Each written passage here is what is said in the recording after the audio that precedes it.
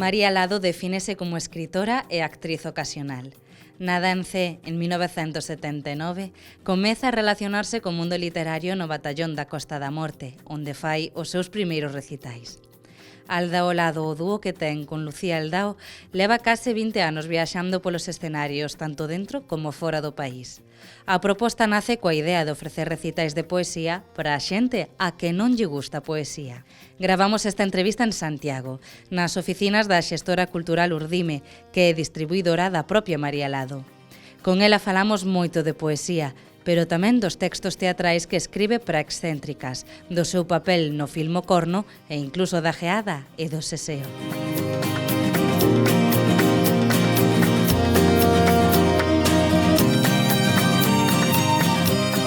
Pois eu comecei como poeta cando tiña 16 ou 17 anos, que estaba no instituto en Cee.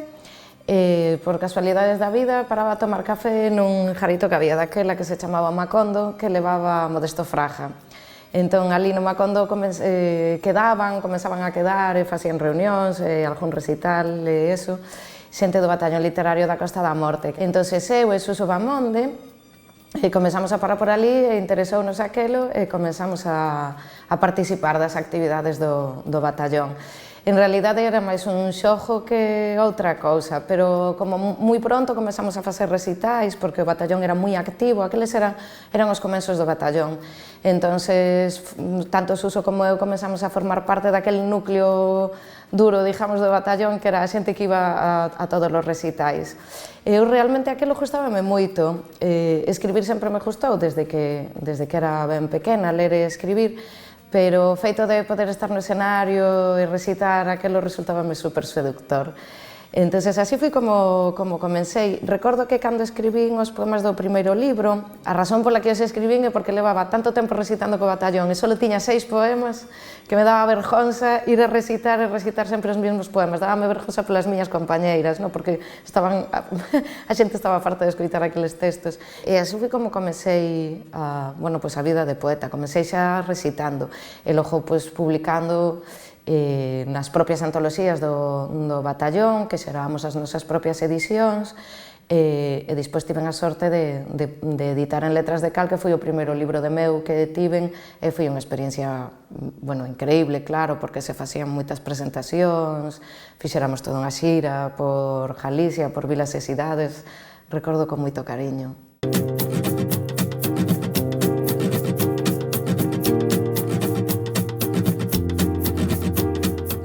Eu vivo de poeta, sempre digo, vivo de escritora.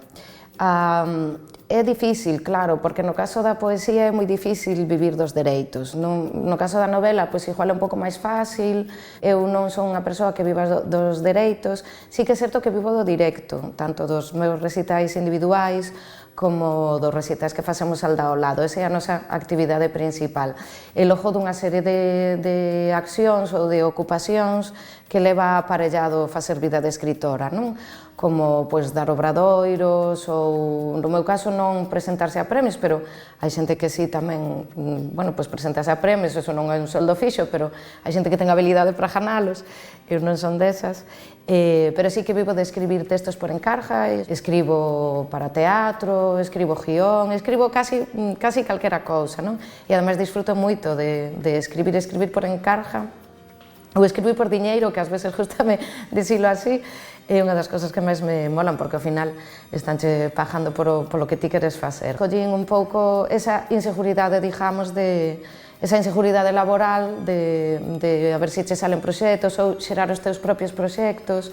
Tamén creo que no momento no que estamos nin siquiera ter un chollo nunha oficina ou nunha gran empresa é ningunha seguridade laboral, entón xa postos a inseguridade máis absoluta, polo menos vivir de algo que me enche, que me fai feliz e que é o meu traballo e a miña carreira, digamos, ao mesmo tempo.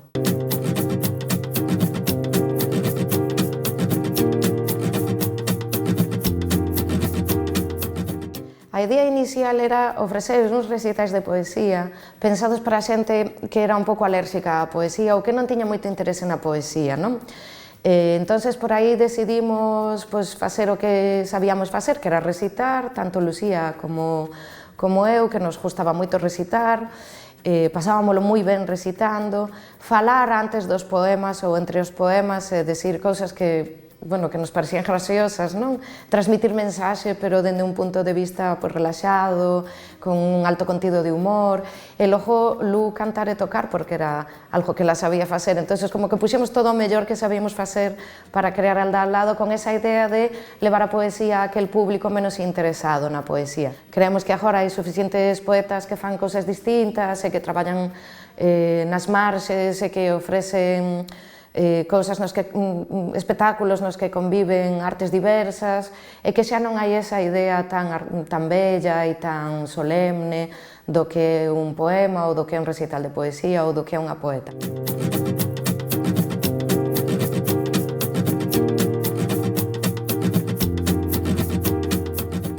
Hai uns anos comezamos a facer unha parte do espectáculo, un pequeno xogo co público, que era darlles un número de teléfono para que manden unha mensaxe contando algunha intimidade, non? Normalmente cousas que fago por amor ou cousas que fago cando ninguén me ve. Entón aí a xente regala nos confesións do máis maravilloso. Tan maravillosas que cando nos decidimos a facer o libro de Aldao Lado, que era unha especie de antoloxía, pero non só de antoloxía de textos poéticos, sino tamén letras, anécdotas que nos pasaron, unha pequena parte escrita como unha narración na que as dúas vamos contando cousas. Decidimos incluir no libro os mellores testimonios do público, porque a verdade temos un público super creativo que en canto lle das así a oportunidade de que se expresen e conten as súas miserias, parece que están esperando para contar as súas miserias e entón salen cousas moi divertidas.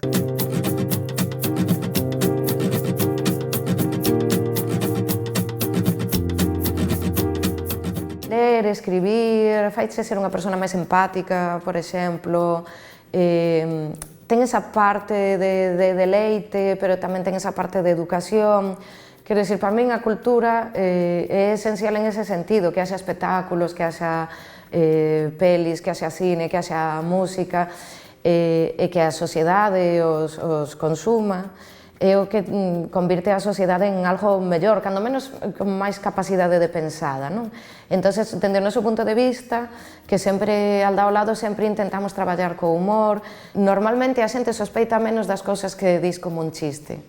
Entón, por aí eres capaz de dicir auténticas barbaridades e hai que estar como moi atenta ao que transmites cando estás traballando con humor, cando a linguaxe que empregas se viste co traxe de humor, tens que ser como moi consciente dos chistes que estás facendo, porque ás veces transmites auténticas barbaridades. Entón, nese sentido, creemos que o humor é unha ferramenta que chega moi pronto, que val moito para a cultura, pero que tamén hai que darle moitas voltas, pensar moito antes que vas dicir antes de dicilo, non?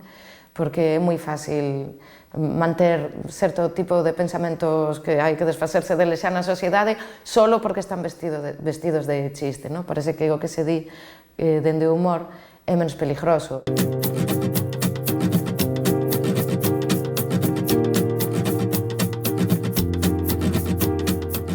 Ben, eu creo que a cultura galega en diversos campos, como por exemplo no cine, ou na literatura, ou na música, sí que está vivindo un bon momento, pero non é un bon momento que veña da nada, quero dicir, é un proceso histórico.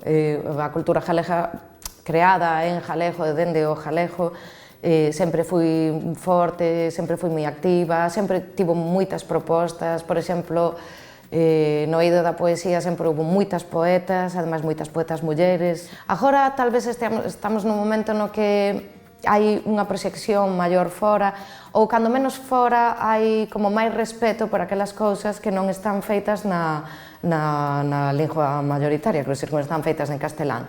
Empeza a haber así como un cambio de chip no Estado español de que podemos poñer na radio cancións en galego e cancións en catalán e ninguén morre en Extremadura, sabes? Porque escutar unha canción en catalán na radio. Eu creo que iso é o que pasa fora, hai bastante respeto polo que facemos, vémolo, por exemplo, nos premios nacionais ou no recoñecemento do cine galego fora. Dentro, creo que seguimos cargando con ese desencanto de tantos anos de invisibilidade, que ao final acaban facendo mella na autoestima, claro, porque levas, pois non sei, desde hai 30 anos facendo cousas, nunca se recoñecen máis aló das nosas fronteiras, entón eso finalmente acabache queimando. pero sí que creo que hai como un pequeno cambio nese sentido. A poesía galega hai moitos anos que increíblemente máis rica e variada e incluso máis sorprendente que a poesía que eu vexo en castelán de compañeras que poden ser da miña xeración, non?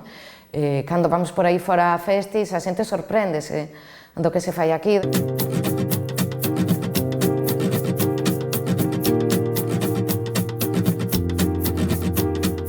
Cando comecei a escribir en galego, cando comecei no batallón literario, e tamén porque eran as miñas profes de galego as que me animaban a escribir no Insti e iso.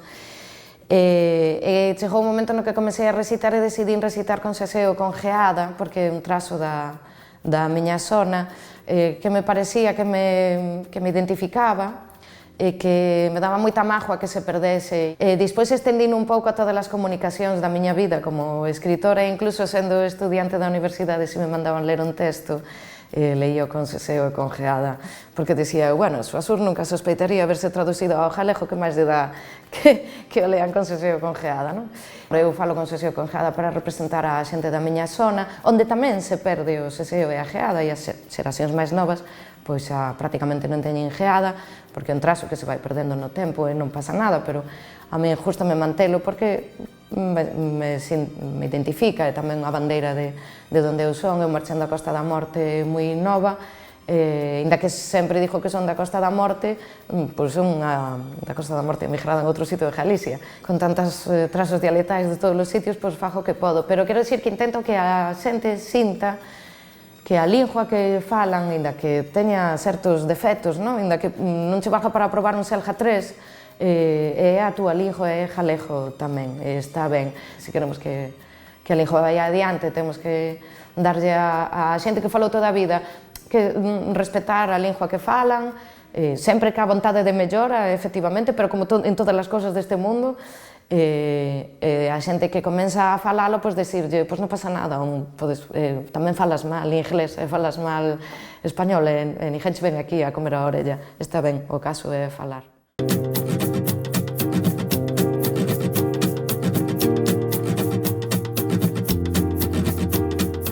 Cando nos chamaron para escribir, sentime moi emocionada, porque claro, de repente, currar con aquela xente a que as miras, eu traballara con eles como actriz hai moitos anos, pero escribir para excéntricas era un luxo increíble, non?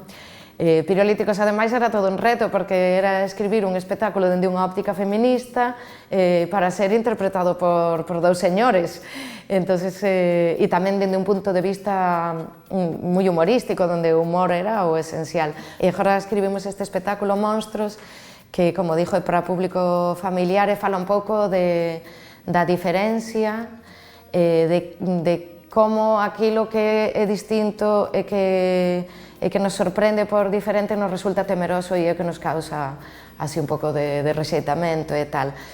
Tamén é un texto que traballa dende as marxes do humor, intentamos que non sexa un texto moralista e creo que o conseguimos, porque é un texto para ir a pasalo ben, ten unha pequena pensada, propón certo tipo de reflexión, pero o importante é a aventura dos personaxes. Dende a folla, os personaxes falanche, entonces naquelas semanas ou meses que estás escribindo teatro, cada vez que abres a ordenata, porque escribo a ordenata, ou a libreta para tomar notas, sabes, entras en aquel mundo, que tamén é un pouco o que pasa cando escribes novela, pero no teatro a xente corre polo teu salón, os personaxes andan polo teu salón, falanche abertamente, é unha sensación increíble.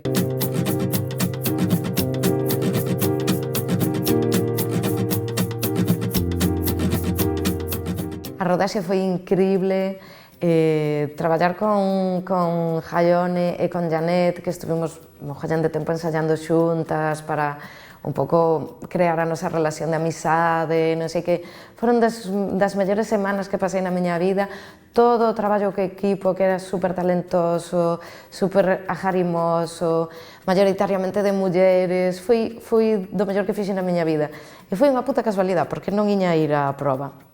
Recordo que me chamaron para que fora a facer a proba e eu dixo, non vou facer a proba, eu non son actriz, como chegarían a min? Sabes, desconfiaban, como chegarían a min? Den sacarían o meu teléfono?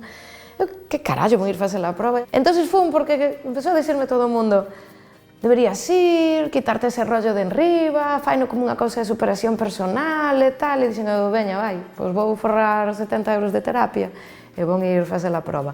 E paseina, que eu non o quería. Cando me chamaron, dixen, bueno, pois alá vos, pasou xenial, se alguén me quere chamar, vou ao seguinte casting, superome a mí mesma.